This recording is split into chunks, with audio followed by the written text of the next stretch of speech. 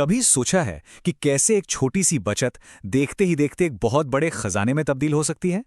आज हम इसी जादू को समझने वाले हैं जिसे कहते हैं कंपाउंडिंग। तो सवाल यह है कि क्या सच में हर महीने की गई एक छोटी सी बचत समय के साथ करोड़ों का रूप ले सकती है? इसका जवाब है जी हां, बिल्कुल। और ये कोई कहानी नहीं है, बल्कि एक बहुत ही शक्तिशाली फाइनेंशियल सिद्धांत की ताकत है। तो चलिए सबसे पहले इस जादू का नाम जानते हैं। इसे कहते हैं कंपाउंडिंग।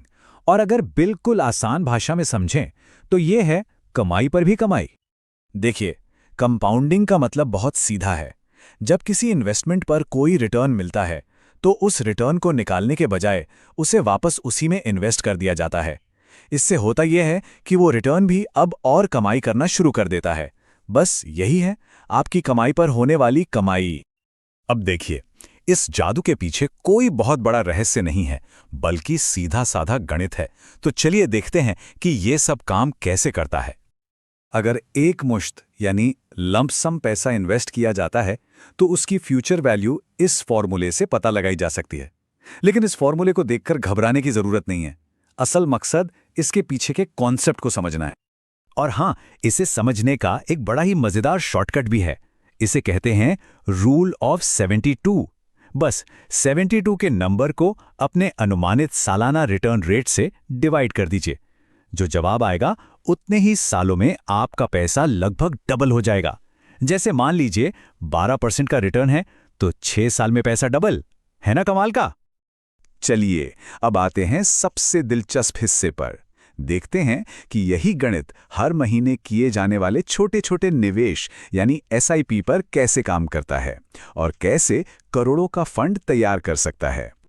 तो चलिए एक सिनारियो लेते हैं। मान लीजिए हर महीने 10,000 रुपए की एसआईपी की जाती है। अनुमानित सालाना रिटर्न हम 12% मान लेते हैं और ये निवेश 25 साल तक लगातार चलता रहता है। तो जरा सोचिए, आखिर में कितनी रकम जमा हो सकती है? 25 साल बाद ये रकम बढ़कर हो जाती है लगभग 1.88 करोड़ रुपए। जी हां, यही है लगातार और डिसिप्लिन तरीके से निवेश करने की असली ताकत। एक और उदाहरण देखते हैं, ठीक है? इस बार हर महीने 5,000 रुपए का निवेश किया जा रहा है, लेकिन 30 साल के लिए।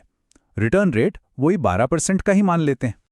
और इस केस में भी जो फाइनल अमाउंट है वो करीब 1.75 करोड़ रुपए तक पहुंच जाता है। ये दिखाता है कि छोटी लेकिन लगातार की गई बचत भी कितनी बड़ी वेल्थ बना सकती है। लेकिन इन सभी कैलकुलेशंस में एक चीज है जो सबसे ज्यादा शक्तिशाली है, और वो है समय। आइए दो लोगों की तुलना करते हैं।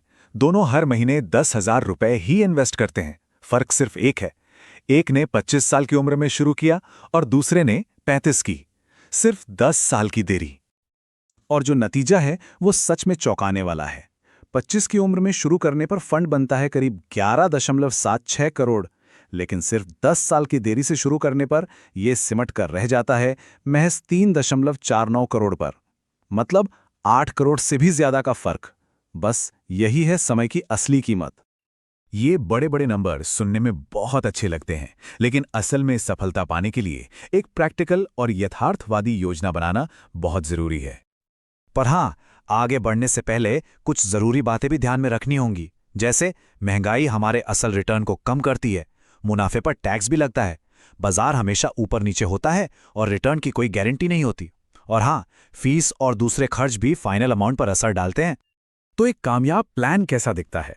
देखिए, सबसे पहला नियम, जितनी जल्दी हो सके शुरू करें।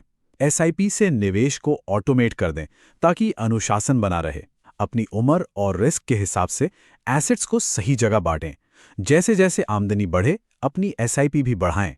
और हां, सबसे जरूरी, निवेश से पहले एक इमरजेंसी फंड जरूर बना लें।